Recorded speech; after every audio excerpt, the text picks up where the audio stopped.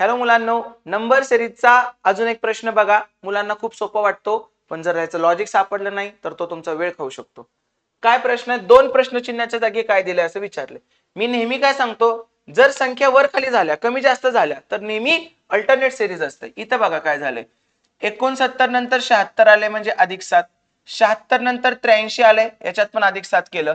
मग 83 नंतर +7 करून दुसरा क्वेश्चन मार्कच्या जागी काय आलं पाहिजे? 90. दुसऱ्या ठिकाणी 90 असलेला एकच ऑप्शन आहे म्हणून ऑप्शन 2 लिहू शकतो. तरी पण पहिल्याचं लॉजिक बघू. परत 53चं 46 झालं, याच्यातून काय केलं? -7. 46 मधून -7 केलं तर किती येणार? 39. म्हणजे पहिल्या प्रश्नचिन्हाच्या जागी काय आलं पाहिजे? 39. 39चं पण -7 करून 32 पुढचं जुळतंय. म्हणजे उत्तर काय येणार आहे? पहिल्या प्रश्नचिन्हाच्या जागी 39 आणि परत 90.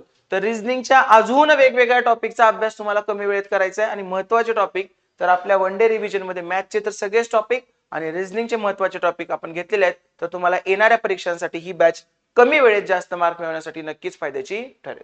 Thank you so much. All the very best.